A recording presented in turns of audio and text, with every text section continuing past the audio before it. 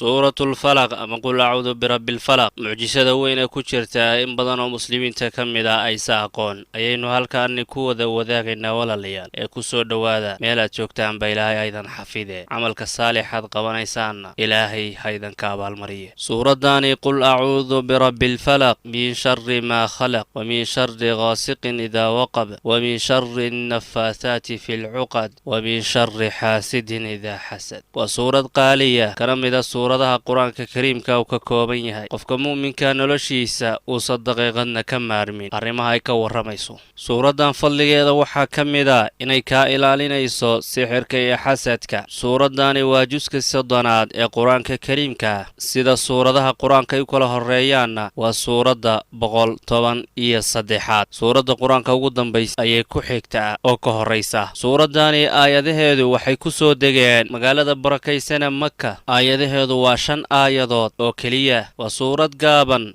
waxayna ka mid tahay suuradaani suuradaha ugu horeeya ee ilmaha yarka la baro dugsiyada dhexdooda akhrinta suuradaani la akhriyo fadliga laga helayo waa mid ballaaran siraha kala duwan ee ku jira suuradan qaaligaana waa kuwa xeeldheer nabiyullaahi maxamed wuxuu u dardaarmay asxaabtiisa inay akhriyaan suuratul falaq iyo suurada ka dambaysa ee suuratun naas si ay iskaga ilaaliyaan shayaadiinta sharkooda jibanka xumaanta ay leeyihiin suuradani waxaa looga caafimaadaa xasadka sixirka ilaahay fadligiis haddii aad dareemaysa xanuunadaasi inay ku hayaan ama aad iskaga shakisan tahay suuradaasi daris iyo walaala noqo ku dadaal suuradani inaad joogtaysid qofka muslimka waxay ka ilaalinayaa shar oo dhan nabigeena maxamed uga caafimaaday sixirkii lagu sameeyey oo sameeyey ninkii loo yaqaanay labiid al-acsam oo ah mid yahuuda markii labadan suuradood falaq iyo naas lagu akhriyay ayaa rasuulka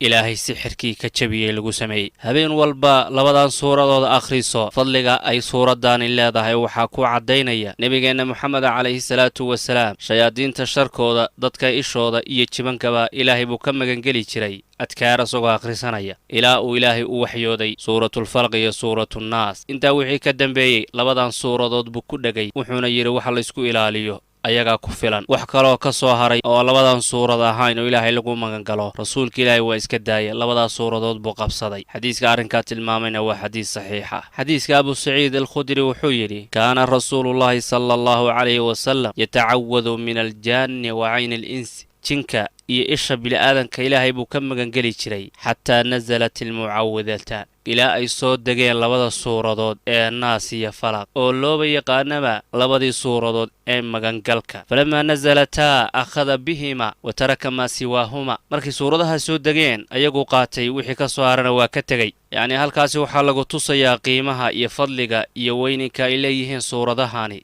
qofka akhrista suuradaani sharta qarsoon ee ilaahay mooyaane cid kale aysan ogayn ayay ka ilaalisaa ruuxa muuminka sharaha noocyadooda kala duwan xumaan dhammaan mid qarsoon iyo mid muuqataba ilaahay baad ka magan galaysaa adoo suuradaani akhrisanaya oo rabbi xaggiisaad gargaar ka dalbanaysa ilaahay suuradaani wuxuu nooga ilaalinayaa sharaha insiga iyo jinka aad baan ugu baahannahay waqtiga kan suuradaani waqtigaasoo ay bateen fitnooyinka dembiyada shar indhaha dadka xaasidiinta iyo kuwa uurka xumaanta kuugu haya waqtigaani waxaa batay ballanka baxa ehelka asxaabta marka waqtigu waa waqti khatare ku dhag aayaadka ilaahay oo ay suuradaani ka mid tahay suuradaani akhriso adoo badinaya adkaarta gelinka hore iyo gelinka dambaba saafitanka iyo sharka uga badbaadid fadliga dikriga uu leeyahay daraadiis aayaadka allah xakiimkaana akhrisanaya ilaahay asaga insaanka xafide kana difaaca xasadka xiqdiga ay kula kacayaan dadka